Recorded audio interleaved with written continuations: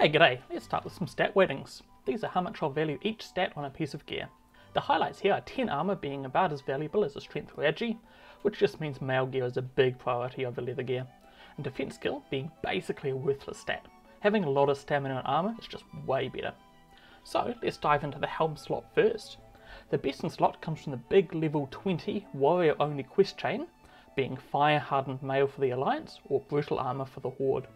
This quest chain gives a lot of nice pieces and it's well worth doing early.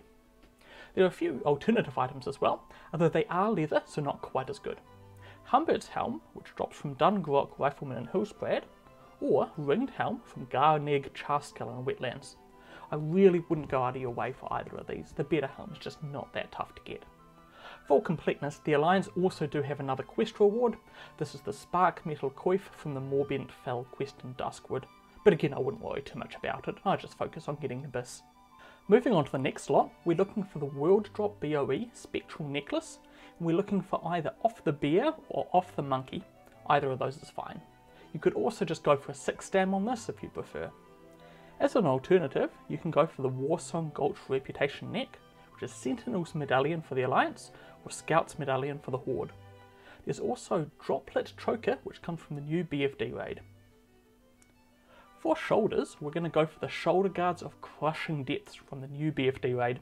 Horde also do get another option, which is the Enforcer Pauldrons from the Corruptor quest in Desolace, which is better, but A, that involves level 40 elite, so you'll need an entire guild to help you with it, and B, it has you choose between this and a shield, and the shield is just way more valuable for us.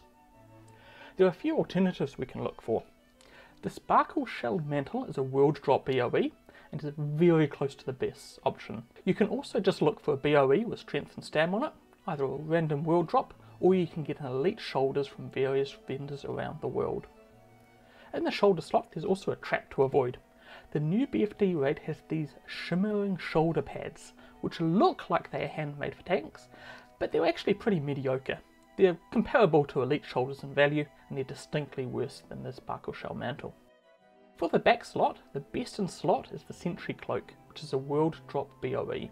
Horde do also have access to Grimsteel Cape, but it comes from the quest Vol's Revenge, and this is the level 33 elite quest that starts in Scarlet Monastery Graveyard, so I'm not sure getting it will be really that much easier than just buying a Sentry Cloak. For some alternatives, a really good option is the Cape of the Brotherhood from Van Cleef and the Deadmines. It's only a little worse than the Sentry Cloak, and pretty reasonable to get. You just have to do potentially a lot of Deadmine runs. Alliance can also get the Watchmaster's Cloak from the Morbent Fell quest in Duskwood, but the quest reward does compete with the aforementioned Spark Metal Coif for the helm slot.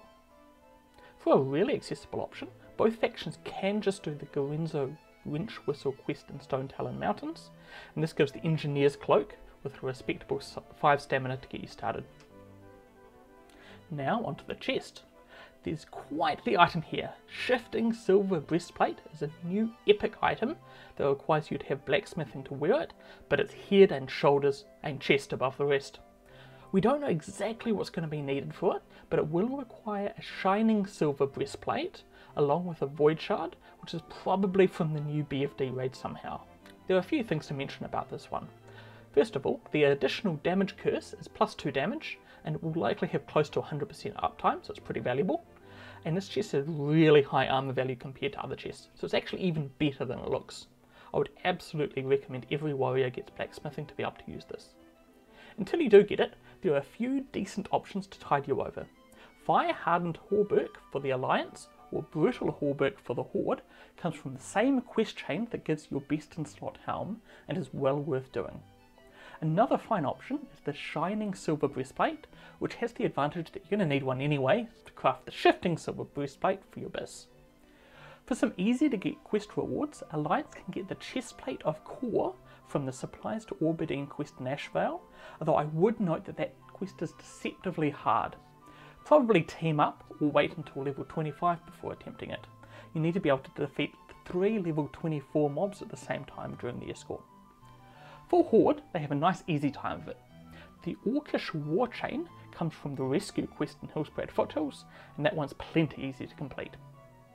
Also, just like the shoulder slot, there's a trap item here that's worse than it looks. Double Link Tunic is barely better than the easy quest rewards, and it's a lot worse than even the Shining Silver Breastplate. Let's move on to the wrist slot. There are 3 best in slot options that are so close you should be very happy with any one of them.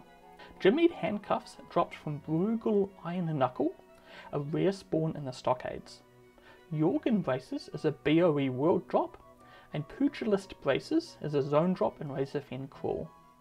For some alternatives, Alliance can get Bestial Manacles from the Fallen Sky Lake quest in Ashenvale, and Slayer's Cuffs is a world drop.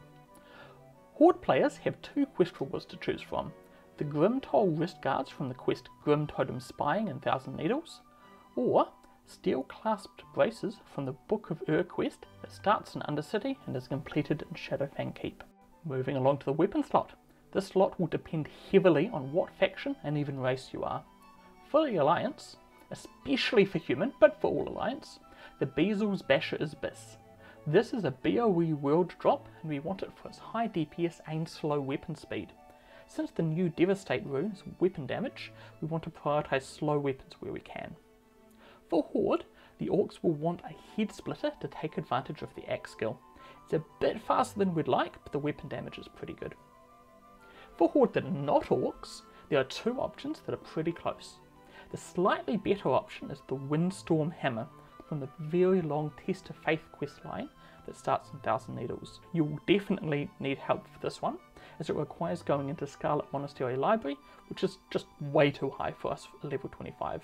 As for the weapon itself, it's much faster than we'd like, but it just has so much DPS on it that makes up for it. By the way, I did sim it, and even with the crazy DPS of Windstorm Hammer, the axe is still better for Orcs against boss level mobs. The weapon skill just makes that much difference. Another very solid option is the Outlaw Saber from the Baron Aquinas quest in BFD. Now, let's look at some alternative weapons. There are 2 solid options that are actually pretty easy to get. Mighty Iron Hammer is craftable by blacksmiths, and Callous Axe is sold by vendors. Of the 2, Mighty Iron Hammer is slightly better, unless you're an Orc of course.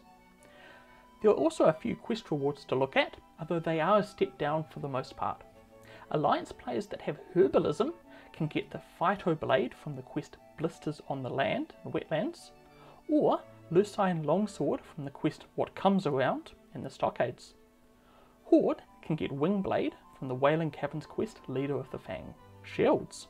For Alliance, their best shield is the Crest of Darkshire from the quest Bride of the Embalmer in Duskwood. For Horde, the best shield is the Basalt Buckler from the quest The Corruptor in Desolus, a chain that requires killing a level 40 elite, but this shield just has so much armor and block that it's really quite incredible if you can get it at level 25. You will probably need an entire guild to help you with this though, maybe even multiple guilds. I'm kind of imagining server-wide events where one group of 5 warriors completes the quest together while half the server follows them around helping them kill stuff. Should be sweet. Until then, there's a good BOE shield. The Shield of Thorson is a side grade to the Alliance quest reward, but quite a bit worse than that Horde one. Or, for easy to get shields, we're taking quite a step down in quality, but for the Alliance, Constable Buckler is easily obtainable from the quest Reclaiming the Charred Vale in Stoneteller Mountains, and the Horde can get Driftmire Shield from Janu of the Earthen Ring in Ashenvale. Now as for the range slot, it's very easy. The only relevant item is the Ranger Bow, which gives 1 agility. Nothing else gives any stats at all. So let's move straight on to gloves.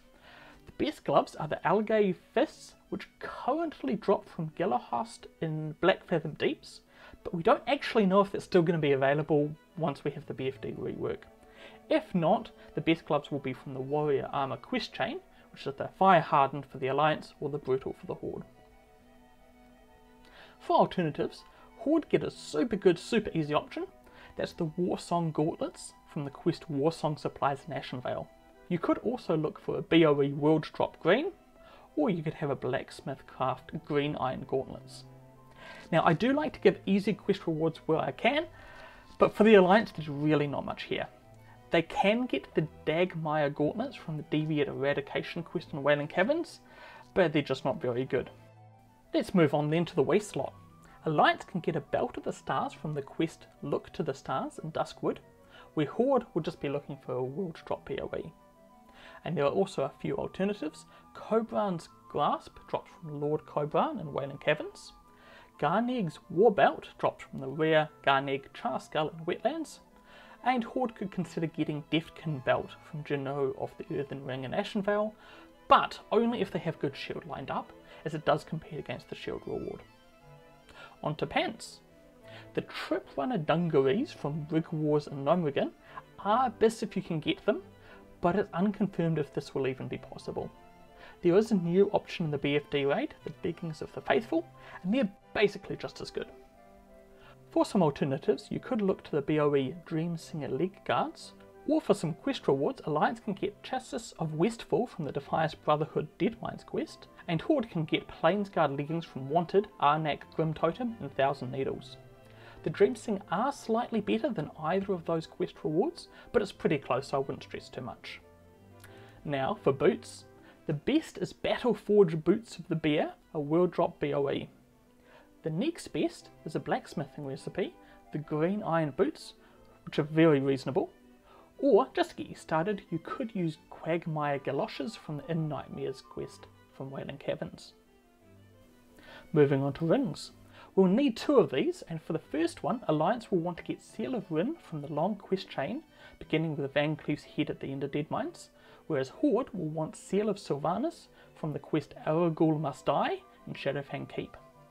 Then for your second ring, either of these options is good. Plains Ring is a zone drop in Razorfen Crawl, and Silverlane's family seal comes from Baron Silverlane in Shadowfang Keep. Then for some quest rewards to get you started, Alliance can get the Ironforge Memorial Ring from the Sally Ballou quest chain that begins from the Dead Dwarf in the water between Wetlands and Arathi, or the Ring of Iron Will is easily obtainable from the Yowler quest in Redridge. As for Horde, they have 3 options, although none are particularly inspiring. The Inventors League Ring comes from Hypercapacitor Gizmo and Thousand Needles. Horn Ring comes from the quest Vorshar the Lasher in Ashenvale, and Bounty Hunter's Ring from the Hezrul Bloodmark quest in the Barrens. Finally, as for trinkets, the best is Arena Grandmaster from the Arena quest in Stranglethorn, alongside a Rune of Duty from the Warsong Gulch Reputation. Or as an alternative, you could also use an Avenger's Void Pearl from the new Black Fathom Deeps raid.